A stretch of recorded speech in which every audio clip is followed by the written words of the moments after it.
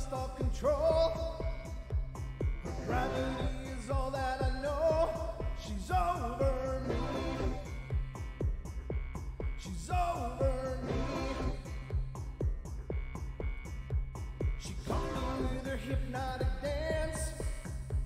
She holds me here with only a glance. She's over me. She's over me.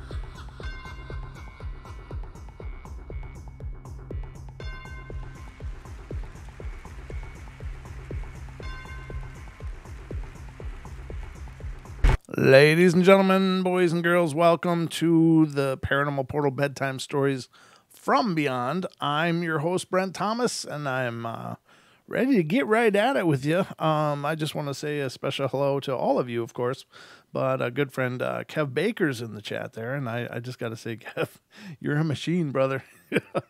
I don't know what you're doing over there, but man, you're streaming. You're streaming many times a day, and they're great shows.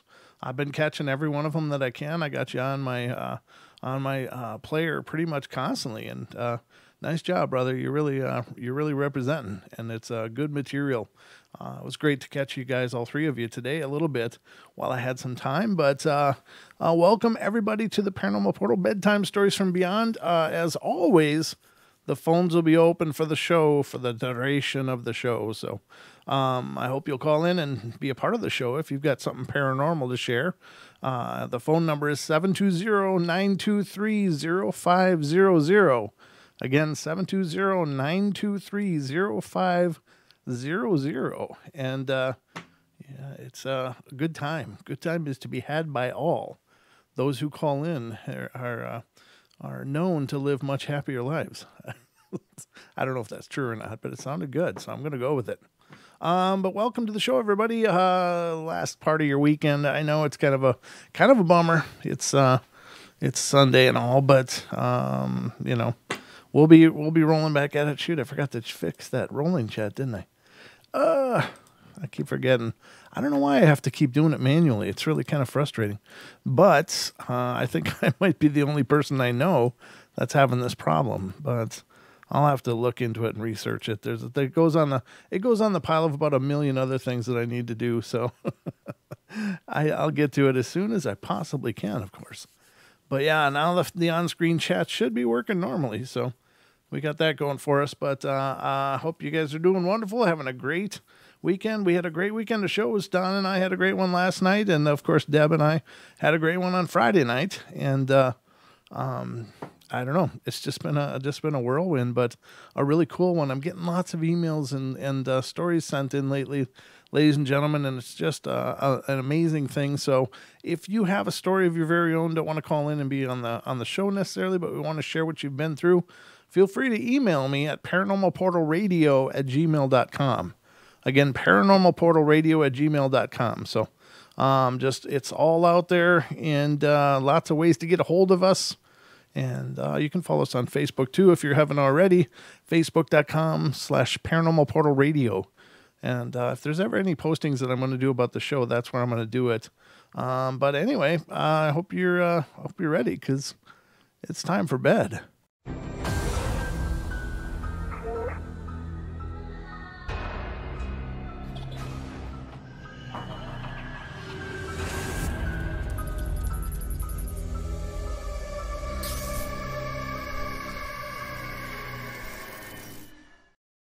All right, we are all set to go, I guess.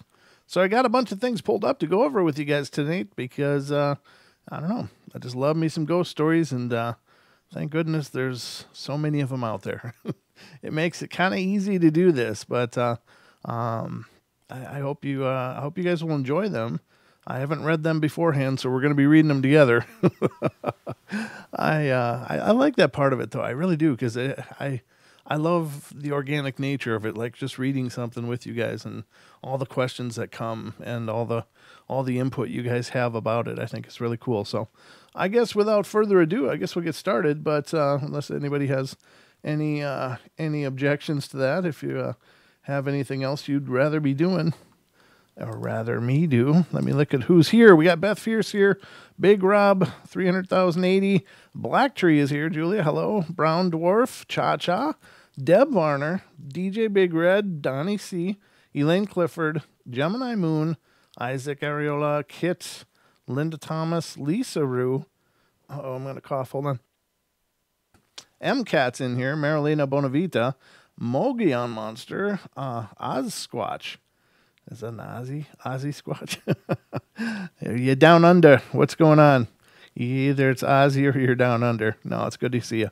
Thanks for being here. Peter Turk is here. Real Dill is here. Hello, Real Dill.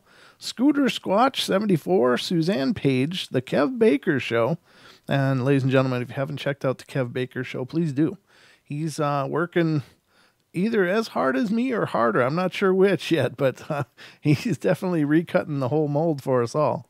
The what is this? The Igby? IGBY? That's cool. That's a new name. There's a few new names I've covered so far. Sooner Squatch, the Igby, both of those are new names to me. Woodburger Farm, how you guys doing? And, of course, our very own Duke of World Bigfoot Radio is here. Mine in the fort, along with our other mod, Julia, who is in here. I don't see Julia in here. I thought for sure she just chatted. I don't know what's going on. I thought for sure. I'm scrolling up now to see if I got it right. No, I guess maybe she isn't in here. I thought she was. Okay, well, did I miss anybody? If I did, let's see. I'm looking, make sure I didn't miss anybody in a shout out. Hold on, got a cough again. There we go. All right, we're going to be underway. Pat Studio, welcome. Good to see you. Everybody else, Cameron, how you doing? Yeah, I thought she was too, Deb. I thought she was just in here and then she's gone. So I did say hi, Cameron, when I saw you talking in the chat. But I'm just thrilled you all are here. Hello, Gemini. Beastly Bronco, welcome. Good to see you as well. So the names keep piling in, guys. So thank you so much for being here and making me feel absolutely loved and appreciated, which is important, I think, as you go through life. Just saying, I'm just putting that out there. All right, so let's get started. The first story tonight is coming from Alabama. It says, this occurrence happened in the mid-90s. At the time, I was working security at a gambling establishment. Oh, Gemini, thanks for the heart. Sending hearts right back to you. Working for a gambling establishment, and one of my duties was to make sure everything was shut down and locked up for the last customer left. On this night, I was walking through the upper level and had just turned off the manager's light and TV and locked her door. And this level is shaped like a horseshoe with the center open to the level below, and it has several private booths. And they look more like living room of an expensive house. And they're rented out on a monthly basis, and the only way to access this area was the elevator on the east side. And there's a fire exit on the west side, but the doors are rigged to sound an alarm if they're opened. Okay, enough background. I've always had an uneasy feeling when I worked here from time to time, and I started until I left.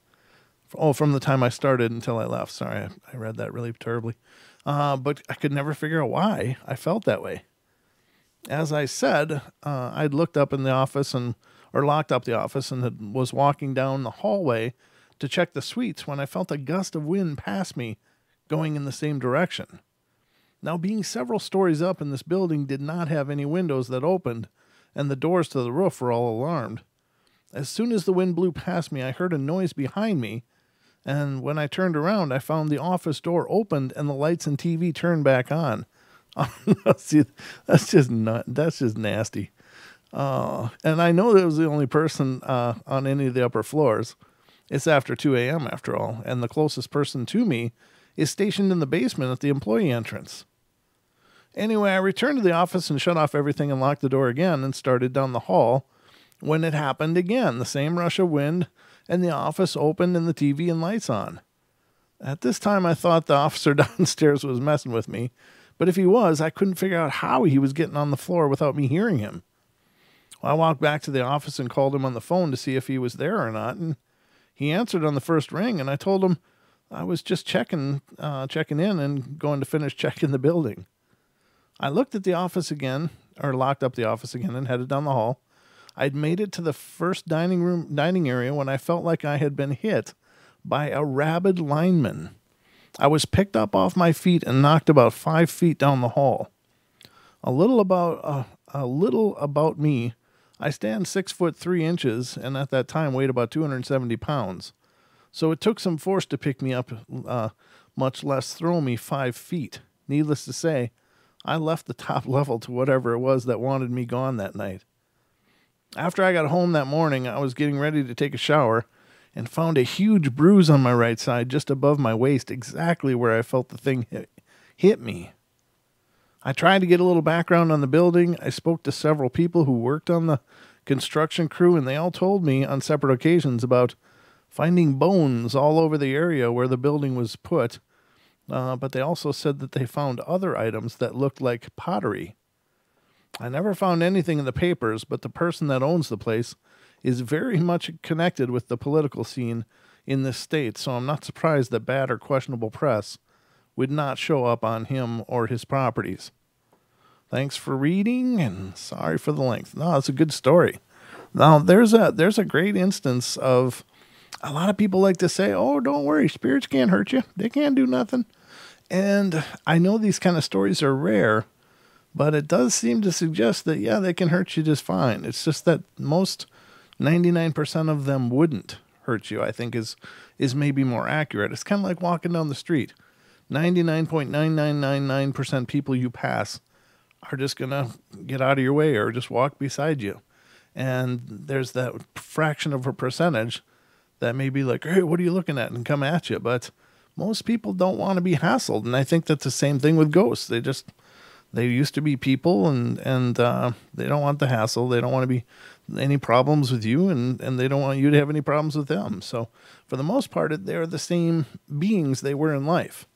So I don't think that there's any rule that they can't hurt you. It's just that normally they choose not to. And I don't know, maybe there is some kind of rule too. I don't know.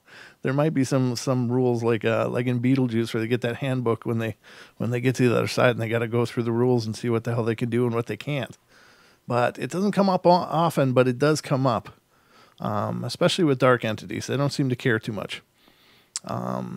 Anyway, but I think most spirits were people and tend to have at least a reasonable code of ethics. So they don't go around throwing living people around.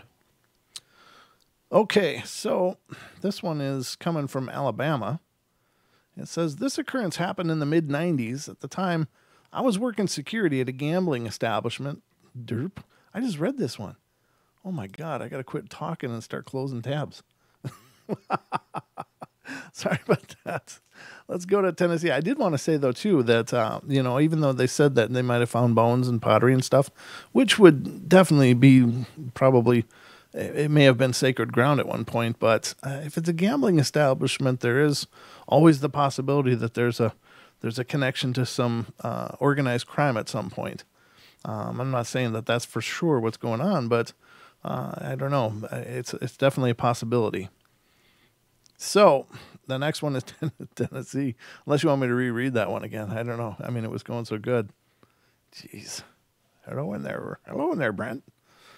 All right, let's go to Tennessee and see what's going on. It says, about a year ago, my mother rented a rundown duplex, and it was a complete eyesore. But we were on a budget, and my parents are divorced, and at the time I spent every weekend with my mom.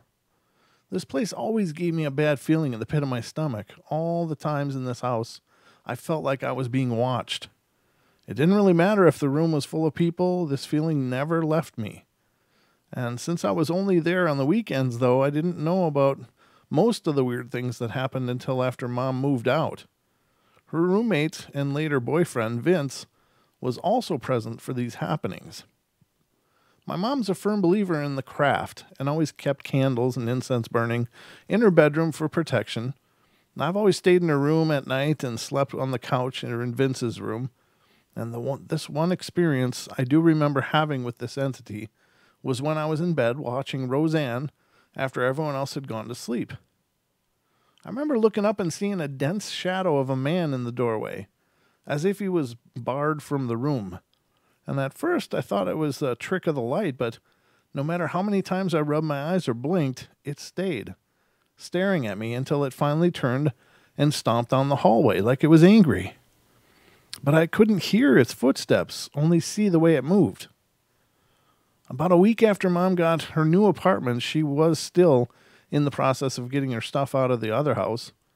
Wow, we were in the kitchen of her new apartment playing a game of cards, and we're talking about ghosts and such when she began to explain to me about the duplex and why she moved. Apparently, I had not been the only one to experience the feeling of being watched.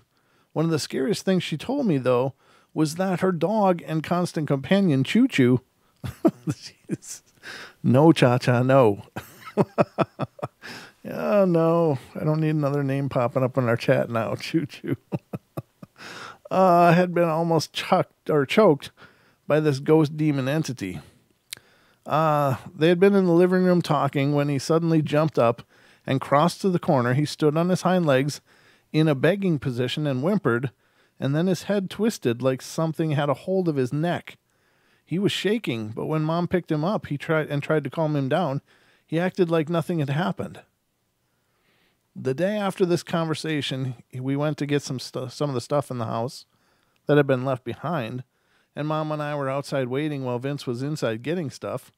When he walked out, he told us of how he had gone into the bathroom, and when he got out, the computer chair had been moved from one end of the house to the right in front of the back door. Now, we really didn't have a computer chair, but what we used as one was a big, heavy, old-style armchairs. It wasn't exactly easy to move. A month after this, we were talking with one of our previous neighbors, and he told us a little about the previous owner, and apparently he had been into a lot of the devil worshipping and black magic. I'm wondering if maybe it's a manifestation of his energy left behind, or something else entirely. Yeah, I'm thinking it could be both. Like he might have he might have opened a door he couldn't close. And that's never a good thing, ladies and gentlemen, never. Good story, though. All right. Let me continue here. We're going to Michigan next. And I've got family in Michigan that should be watching right now. Hello, family from Michigan. Hope you guys are doing great. A few months before I fell down, our barn door would... What? A few months before I fell down, our barn door would open and slam shut even when there was no wind blowing.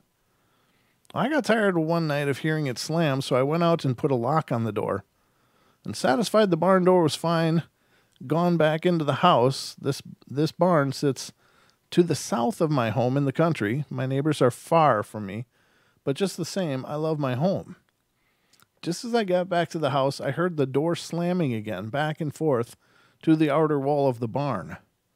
I looked out and could still see the barn in the south as the sun was going down, and went out again to shut the door. And just as I was walking away, coming into the house, I heard, as loud as if someone was standing beside me, say, "I will slam it all I want. It's mine." No, it's not yours any longer. Who are you, and why do you keep this up? Well, there was no answer. From that day on, telling this ghost spirit that it was not his barn, he's been showing up in the house as a shadow on the wall. I took a few pictures of it, and I have not gotten developed yet, but want to see if this ghost shows up on any of them. A couple of days ago, I heard the slamming door on the barn. I went out and put a cross on the door. I heard cussing and swearing very loudly. I tried to tell the spirit he should cross to the other side. No noise on the barn door, and have I heard for the past 2 nights. But it still doesn't stop him from being in the house, showing his shadow on the wall, and he hasn't spoken since he's been in the house either, so he's not passed to the other side yet. As I sit here, his shadow is on to the left of me, about 2 feet away on the wall. I'm surprised he comes in here with a cross on the door that my son made out of wood. I don't have the feeling that he's evil, just a spirit or ghost perhaps passing through or visiting. I called the library and asked Jo, did anyone die here in the country home? And she told me not in the home, but in the barn. An old man fell out of the hayloft and died. So maybe he's still looking for what killed him. Or perhaps this ghost just likes his home. I see a shadow at night, and in the daytime, just a black shadow on the walls. Don and I yesterday saw a really interesting video on it was on like one of those top fives. I think it was Nuke's top five or Slapped Ham or something. I don't remember which one, but it was a TikTok video that somebody had done, and it's this woman sitting in her living room, and she's got like 3 dogs around her, and she's got her cell phone. She's like, "Oh, the dogs are getting ready for bed," and then and then she pans over, and there's one dog. There's like the living room is like this square, and then she's sitting in the some kind of chair in the back wall, but to her left, just a little bit, is this other dog that's facing the hallway, which is on the other side of the wall of the living room. So there's like the entry door to the living room and then a hallway, and we don't know what's after that, but she looks to the left, you can see the dog, but he's paying attention down the hallway, and you in the frame, you look up to the first door in the hallway, and there's a weird shadow there. And she sees it then and goes, "What the hell is that?" And just when she says it, this shadow just, boom, shoots into the doorway, and then the cussing starts. It's like, "Oh my God," but she caught it on camera. Now, is it real? I can't say for certain, but I'm here to tell you it's about one of the most compelling pieces of video I've seen in a hell of a long time.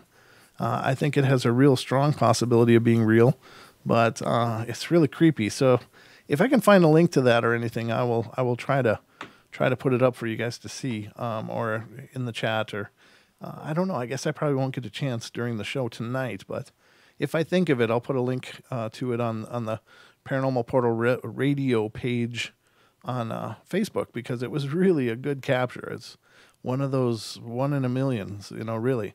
It kind of reminds me of the Ghosts of Maine, that guy that's always investigating this house that he owns, and has caught some really incredible shadow apparitions on there too. Those are incredible. I can't speak for the 100% authenticity of either of them, because to really authenticate that kind of stuff, you've got to be there. You've got to be able to take test shots. You've got to do comparative shots. You've got to look at the equipment he's using and looking for any ways that he could be mistaken or she could be mistaken. But just on face value, I'm saying that these two sources of video are about the best I've seen in a long, long time. Some really creepy stuff seems to be going on. So look for the Ghosts of Maine. I think that's what it's called, and I'll look for a link to that top 5. But if any of you know it, put a link in the chat, because it's a really good one. Very, very good stuff. But let's continue. Let's continue, shall we? I love this show. All right. So the next one is coming from Ohio. Like everything else spooky is going on in Ohio. Let's see what's going on. I thought I'd give a little blurb about how I became interested in the paranormal. In other words, my ghost story. In 1998, me and my wife, son, and daughter, no infant yet, bought a small old house in a town with about 50,000 residents. It was a cute little house, and we got really cheap, and we were new to the area. The house built date on the deed said unknown, and we asked around and found out that the house in this division were built between 1880 and the early 1900s. It was located on a short road that had an enormous cemetery about a block away, which is no problem for me. I was raised not to believe in ghosts, so I'd never seen one for my first 28 years. After we moved in, we had a lot of things happen. We lived in that house for a total of 5.5 years, so we did not get ran off. It was just kind of odd, the haunting, that is. Sometimes you would go for a month without anything happening, then a bunch of things would go down. I just want to tell you about one night. We had lived there for a few years by this point and became believers by now. The night in question was April 15th. I remember because it was tax day. My wife had gone to bed at around 11 p.m. and I stayed up and lay on the living room floor and watched television. Our bedroom was right off the living room, and the front door was right next to that, also in the living room. And we had 20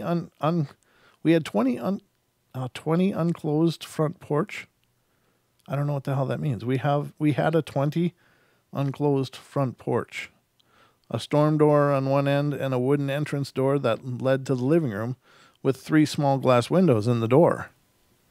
I lay on the floor between the bedroom and the entrance door and was engulfed in TV, probably the History Channel, and I had a sudden urge to look up at the door. And when I did, there was a person standing on the other side of the door, looking directly at me at about 8 feet away. I turned my head to the TV and back, and he was gone. It was a male. I could see him clearly. However, it was like he was lit up. It's kind of hard to explain. I jumped up and flipped on the porch light because I thought a real person was there. This is at 1 a.m. after all. And I thought a real person on the porch at 1 a.m. was up to no good. When I looked, nothing. The chain on the storm door was still secured. You never finished that sentence. Nobody left the porch. Therefore, I wrote this off as my imagination. I went to bed at about 1:30 and was just laying there for a second, and I suddenly heard a little boy laugh and jump up and down next to my wife, who was sound asleep. I got up and looked on her side of the bed to see if one of the kids were up. Again, nothing. Okay. By this point, I'm starting to think something might be going on. I went back to bed and fell asleep, and I know some people are going to say, how could you fall asleep? Ghosts hadn't hurt me in 28 years, and I didn't think they were going to start that night. I was asleep for about half an hour, so 2 or 2:30 by now, and I woke up to a blood-curdling scream. Sorry, not a ghost, just my wife. I asked her what it was, and she refused to tell me. We compared the notes the next day, however, and she did finally tell me what had happened. She said she woke up, and a gold glowing ball about the size of a softball with ribbons of light hanging down was about 12 inches above her face. She opened her eyes and seen this and screamed. And when she did, it shot straight up to the ceiling and was gone. She did not tell me that night. She was trying to convince herself that it was all just a dream. That is one of my stories from our old house in town. I did stay up all night the next year on April 15th, and not a thing happened. Oh, okay. So the next calendar year, he stayed awake just to see if there was something with that date. I got you. P.S. There's apparently a link to an EMP, but I can try this link, but I'm not real hopeful that anything's going to work. This is an old story, so all these old links are usually dead by now, but I'll put it in here and see if we get anything. We'll try. Hold on.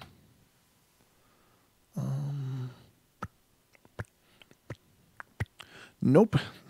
It's a OneDrive location, and it's empty. So apparently he changed his mind about sharing that. So that's too bad. Okay. Well, there you have it. That's a cool thing, though. I should try just part of this if I can. I'm going to try again, ladies and gentlemen, just a sec. Because, I don't know, it looks like a double URL stacked together. So I'm just going to try half of it and see what happens. I've never heard of the site that they're using. I'm probably downloading a virus onto my computer now. It looks like Microsoft bought up that site that it used to be stored on, and it's now part of their OneDrive operation. So, and at that point, Microsoft decided to get rid of old stuff, I guess. They cleaned house. So that EVP is no longer in existence as far as I can tell, so I can't share it with you. But creepy. I'm sure it was a good one. That's another thing I've been getting is a lot of people reaching out, asking me to listen to their recordings and look at their pictures and stuff. And there's one in particular that I'm kind of concerned about, but I haven't had a chance to really review what they're talking about, but they sound kind of worried. So that's got me a little worried. I'll have to get to that as soon as I can. But just know, ladies and gentlemen, if you send something to me, I am seeing it. It's just I may not be able to respond quite yet. I'm getting really swamped with messages and more. So, okay, thank you, antivirus. Appreciate that. Okay, so let's continue. We're gonna go to Colorado now, which is pretty cool. We don't hear too many from Colorado. Are strokes the same in animals that they also get paralyzed inside the body? I don't know. All right, so we're going to Colorado. It was 2:30 a.m. and I'd just gotten a bloody nose. Unfortunately, it lasted for about 30 minutes, so I was just pressing tissues on my nose canal until about 3 a.m. And I was a bit alarmed about the time because I knew that it was the hour that ghosts were the most active. But I decided to not worry about it too much and tried to get it to go to sleep afterwards. As soon as I lay down, I heard footsteps coming into my room again. It was David. Great. Oh, no. How do you know his name? These are the ones that concern me because when they come with a whole bunch of information, it feels like a creative writing project. But anyway, I'll continue. It was David. Great. I just hoped that he wouldn't do anything to distract me while I was sleeping, so I told him to please search for the light and reminded him of the deadline he promised. Oh, no, this is definitely one of those. I've read these before. I'm not going to continue these. This person wrote a whole chain of them, and I'm sorry. It's just too Twilight-y for me. I can't do it. I can't do it. I can't get my head around this whole ghost romance thing. I don't know. If it's a real thing, it might be. I don't know. It's just, I can't do it. I just can't do it. And it's my show, so I get to choose. I don't want to hear about people being romantic with ghosts and stuff. It's like, if that's your thing, cool. But yeah, it's not going to happen on my show. If you want Twilight, go rent the movie. All right, let's continue on. We're going to go to Texas.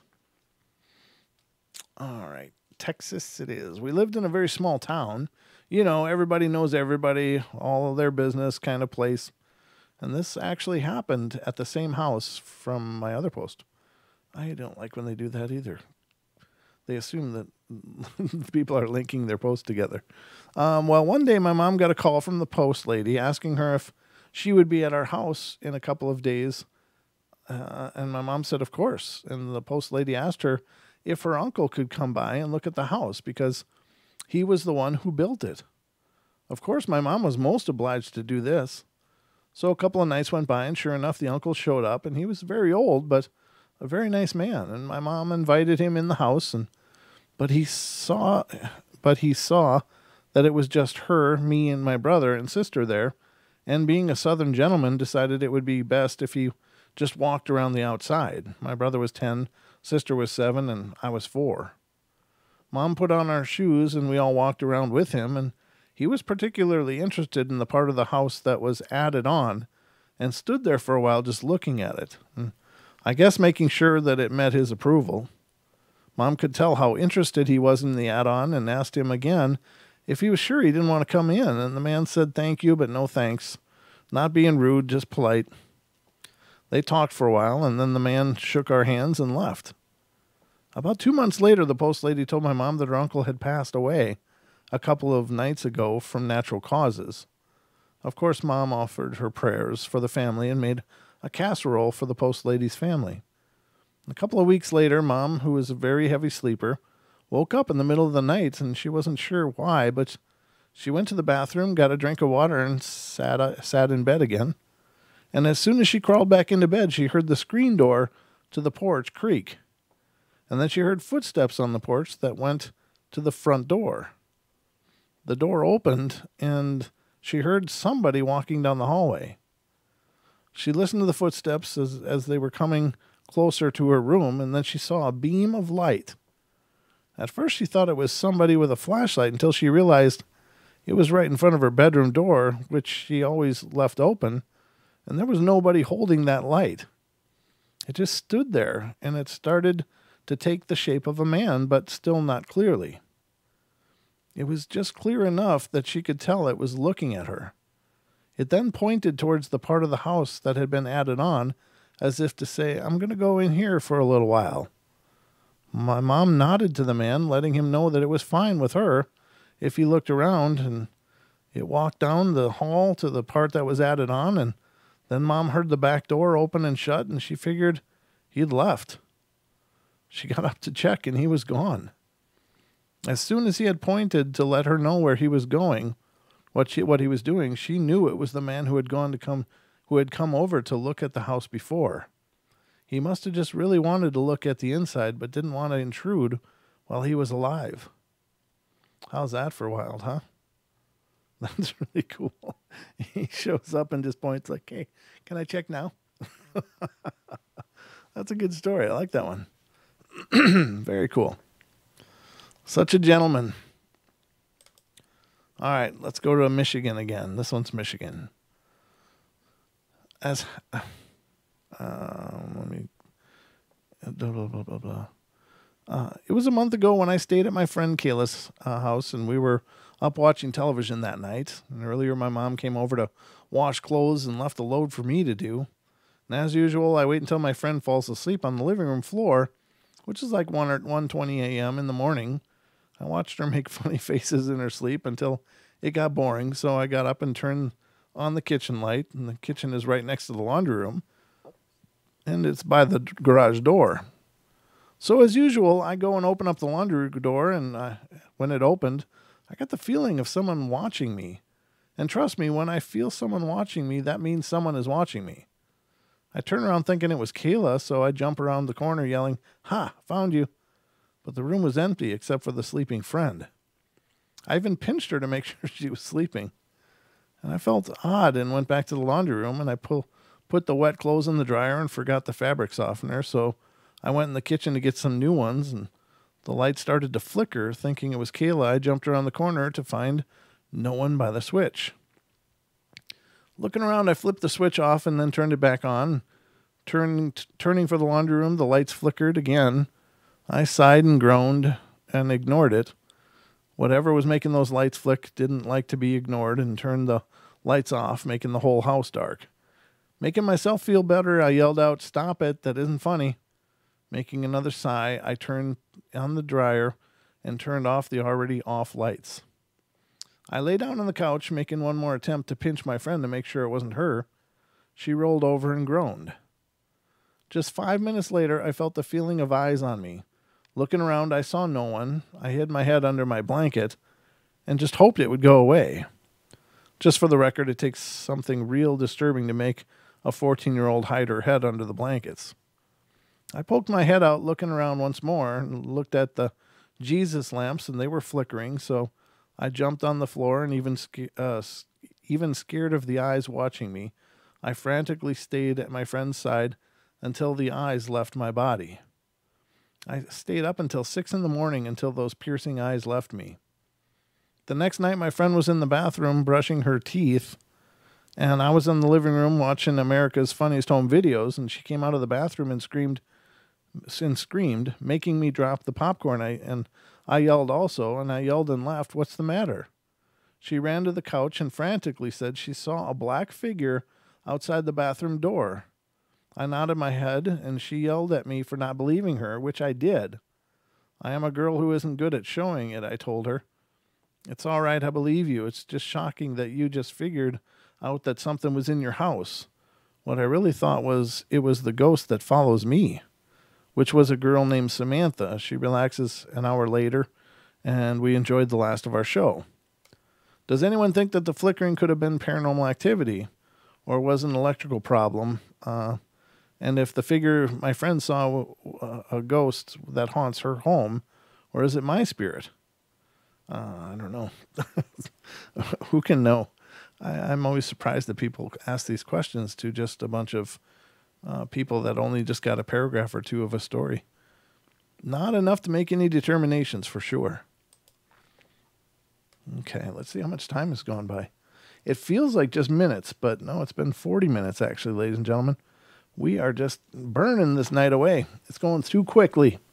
Way too quickly. But I'm thrilled you guys are spending it with me. So thank you so much for that. I got quite a few people here tonight. That's wonderful. Thank you all for being here and being a part of the listening audience of the Paranormal Portal Bedtime Stories from Beyond. That's a real honor. I hope I'm entertaining you. It's always my objective, but I don't know. If you have low standards, I'm entertaining as hell. Just going to throw that out there. All right, we're going to go to Wisconsin. This is kind of a long one. Not too bad, though. I'm not exactly sure what time it was when all of this occurred. I had a really strange dream where all my negative ideas manifested into a person, and I had to try to rid myself of him. After that, I woke up and saw a glowing white being that was at the foot of my bed. I tried to move, but was completely paralyzed. I was in a state of shock for a bit, just repeating, "What the heck?" So they wrote it, "What the," and then H asterisk K. So that can only be heck, right? I mean, that couldn't be a swear word, right? But they put in two asterisks for the E and the C. That's funny to me. That is a straight-laced person right there. I was staring at the being for a while, and it looked in a way like a child, but its glow and its presence gave me the feeling of, I don't exactly know how to put this, but like it was a being of a higher existence or higher knowledge. I looked to my left and saw some kind of arm stretch from the darkness.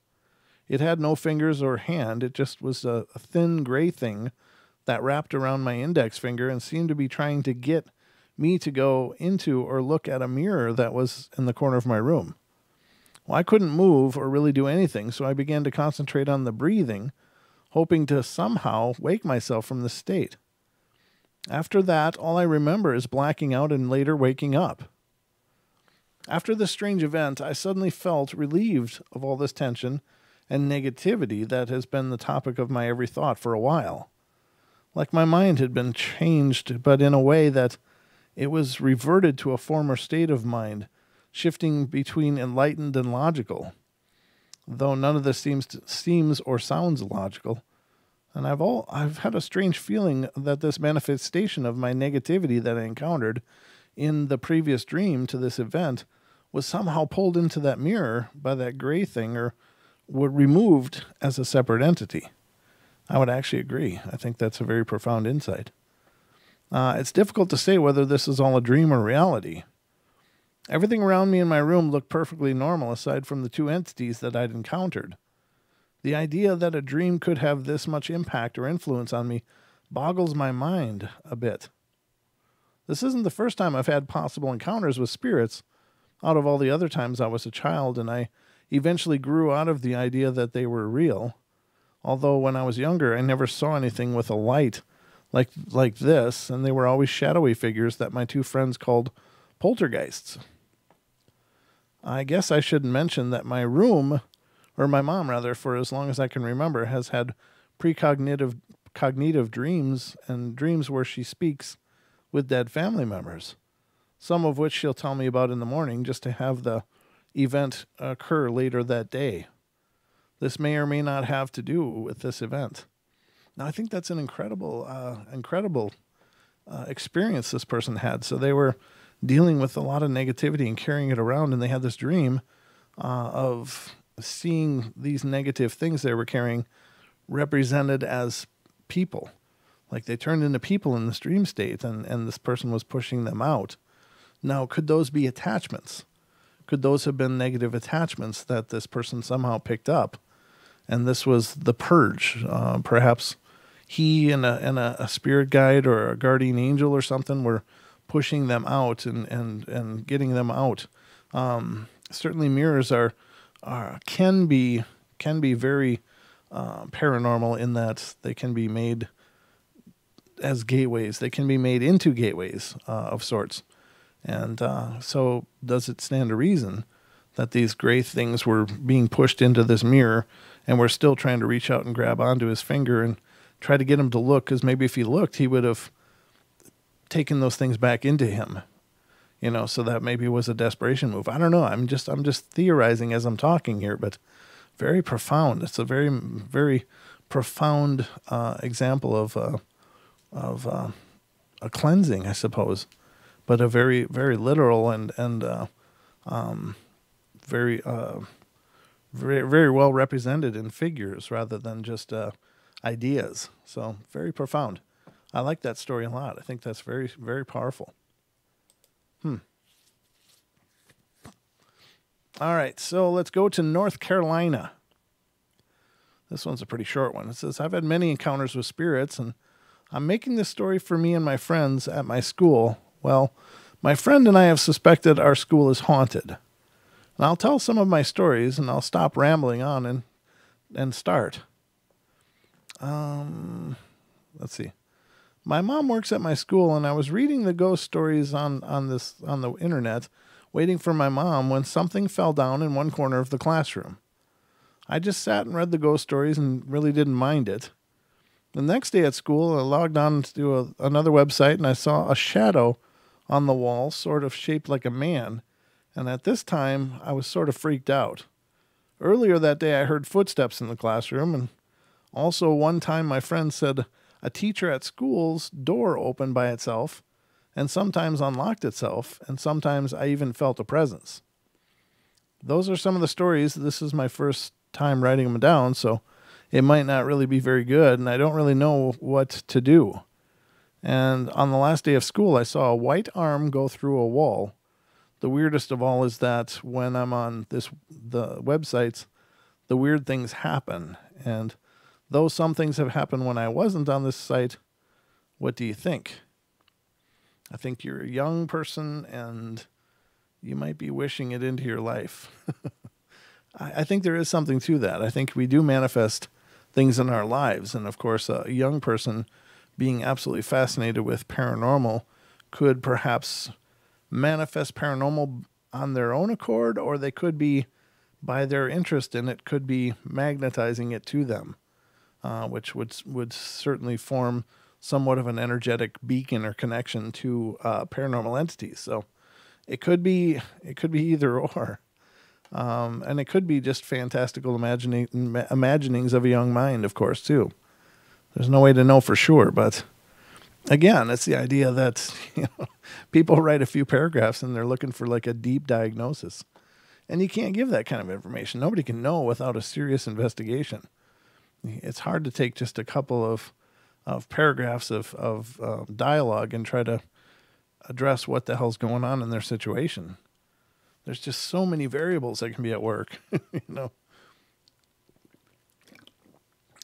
It's kind of like if you have a noise in your car, but you're ambiguous about the noise, and you go to a mechanic and say, what's wrong? Well, they got to look into it. They got to, take it for a test drive. They got to connect a machine to it to see what the computer's saying. And, it's not a lot different for the paranormal.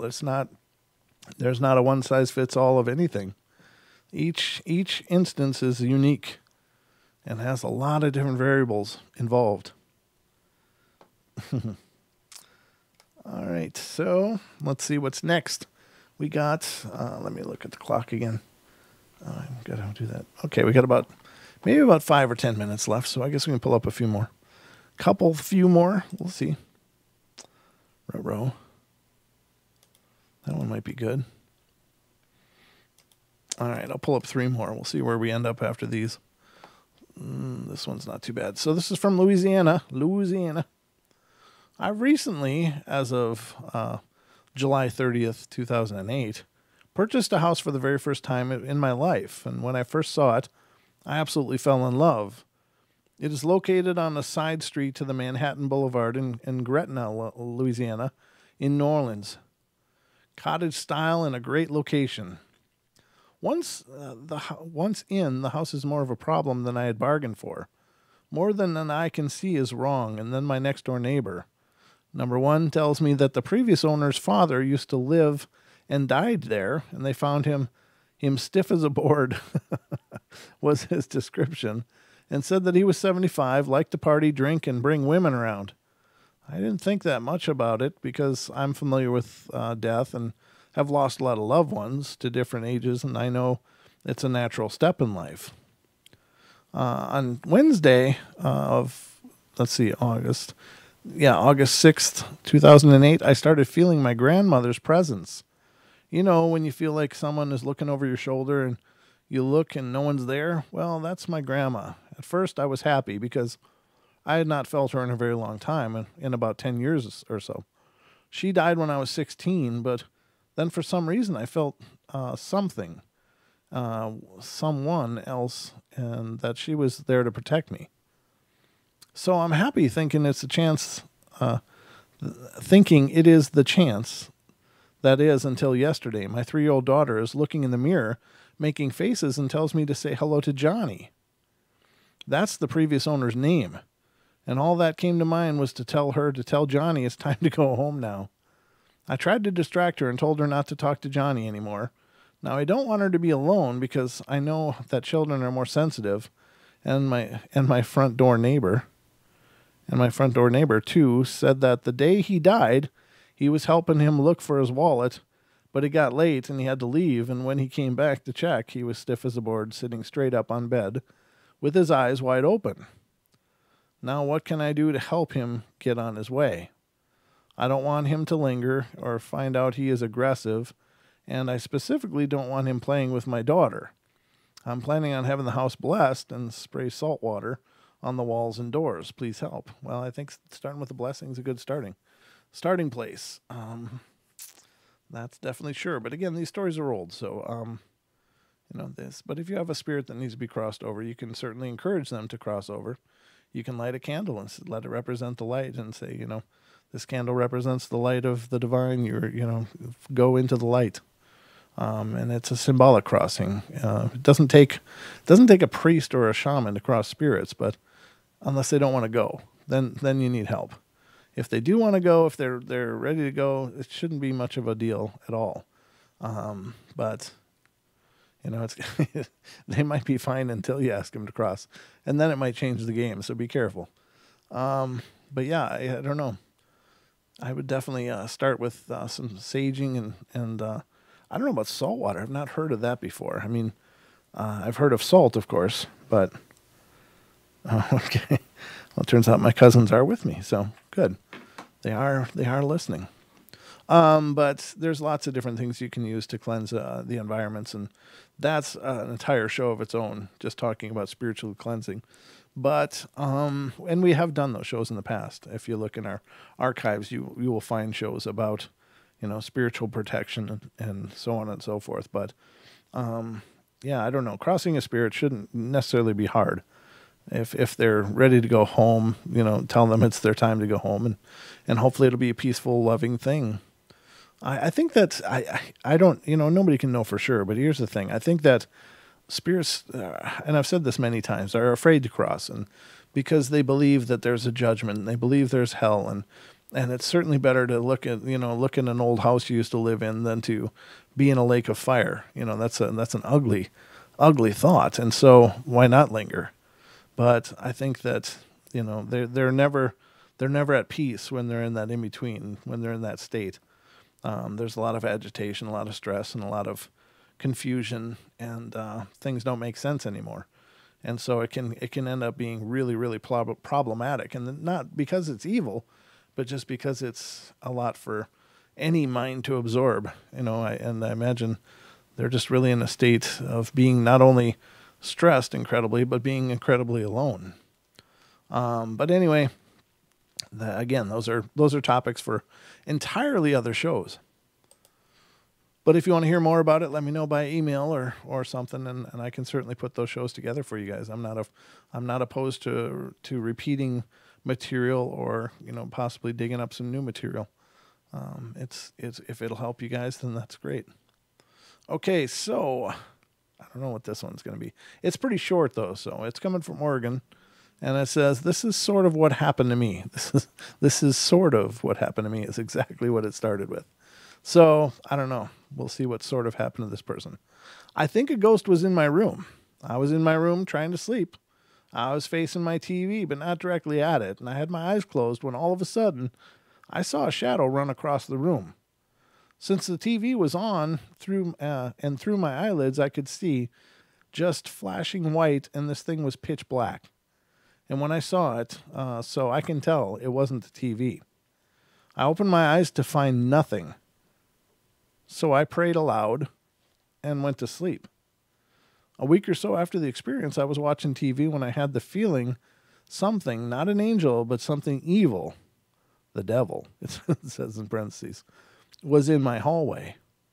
I prayed for a minute out loud and told the devil that God was protecting me, my family, and my animals, and that he should just go away because he won't be able to try anything. After that, the feeling left, and I was able to sleep. But it hasn't happened since. But I know it. But I will know what to do if it happens again. The devil doesn't belong here on earth. He belongs in hell, where he started in the first place, and I will do anything for him not to come back. It's strange because since I started going to a Christian school, this started happening. I do not want him to come back. Please and thank you for reading my story. Huh. Well, that is scary. I'm sure it is. I don't necessarily believe it's, if there is, I don't know that there is just a force of evil, like this one consciousness of evil. I don't necessarily subscribe to that belief. I think that there is certainly evil. Don't get me wrong, but I don't know that there's this one huge consciousness of near godlike proportions of evil. I just think that there is darkness. There's an ugly darkness that exists, and there are ugly beings that represent this darkness. But I think if there were this all-encompassing being that is a devil, then it's probably not going to waste a lot of its time in a hallway, in a kid's hallway. You know what I mean? It's, I don't know. Just my 2 cents. Now, could it be something else dark? Sure, it sure could be. And, believe what you want. I'm just sharing my beliefs about that. Take it or leave it. Doesn't matter. It's all semantics, I think, really. It's not important to focus on the darkness anyway. It's more important to focus on the light. So whatever that means for you. Okay, let's go to another one here. And this is Michigan again. Coming back to Michigan one more time. And I think this will probably be the last one we're going to read. Yeah, this will definitely be the last one. It says, one night around 2:30 or 3 a.m., my friend Beth and I snuck out of the house to go swimming at the elementary school a few blocks away from my house. While we were swinging, I noticed something in the window. I didn't pay much attention to it because I was too into listening to my music and swinging. Then I noticed it move, so I stopped my swing and told my friend Beth to look where I was to see if she saw it. But she didn't at first, but it moved again, so she saw it, and we both got a little freaked out. The next day I told my 2 sisters who went to that school at the time about seeing the shadow in the window, and they told me about how their school is haunted by some little girl. They didn't know the full story, but they knew that she died in the second-floor bathroom. Oh, that's horrible. That was a few years ago, and a week or so ago this will tell you how old this story is. A week or so ago, I was on MySpace, and I noticed a bulletin somebody posted about their school being on a website and being haunted. So I went to the website and saw that the elementary school my sisters went to and where my friend and I saw the shadow was really haunted. They told the story of how a girl got really upset because her teacher screamed at her, so she ran to the bathroom, which is on the second floor, and tried to climb out the vent. But she didn't know that the vent was an air conditioner that turned on automatically, so she got killed in the air vent. Aww. So I went to my house to visit, and I told my sisters about the website and told them the story. At around 9:30, we decided to go up to the school to see if we could see her. We got there and started swinging, and I saw her. I pointed her out to my sisters, and they actually started crying that they were so scared. They went back home, and I told my mom, and she didn't believe us. So I took her to the park, and she got to see it for herself. She actually got pretty scared, too.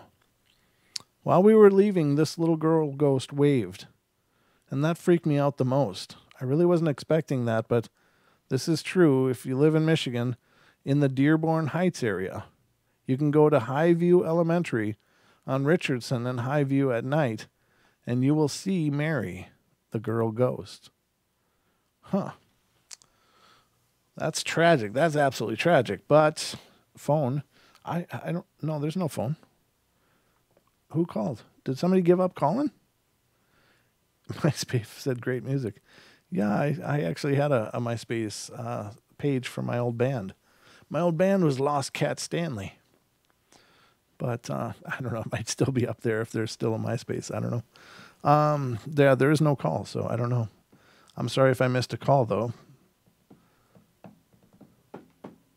I don't know. If you want to call in, you can do so. Just do it really quick.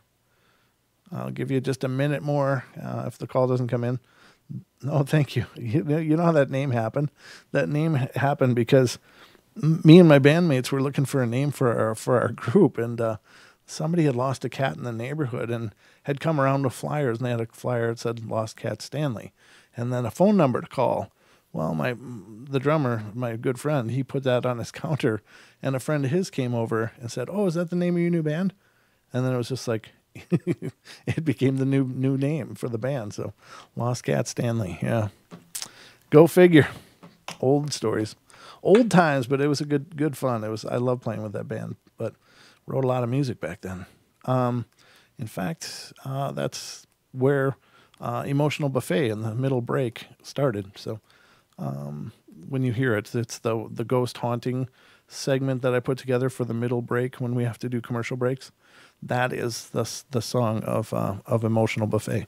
It was written with that group of people. So anyway, I guess that's going to wrap it up, guys. I don't see a call coming in, and I got to get a podcast done for tomorrow, so I got to roll. But I love you all very much. Thank you so much for being here and being here with me. It's an absolute pleasure to entertain you guys. I hope you were entertained. So thanks so much for being here again, and I will be back tomorrow with more of the Paranormal Portal bedtime stories from beyond. So join me again 7 days a week, 7 p.m. Pacific Standard Time, right here on YouTube. We've got a portal happening, so come check it out. Love, love, love, love, love. Love you too, Anxiety Talks. Thank you so much. I appreciate it. I love you, A Sage. We missed you as well. I think you're talking to me.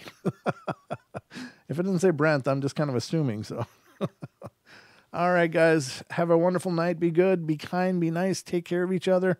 Help each other out. Find the magic in every day, and remember to laugh as much as you can. I will be back tomorrow night and every night after that. So 7 days a week, 7 p.m. Pacific Standard Time right here on YouTube. There's another Paranormal Portal happening, so live as well. So we'll talk to you then, guys. Take care. Have a great Monday. Make it great. Make it beautiful. And I'll be waiting here for you at the end of the day. So talk to you guys then. Good night and sweet dreams.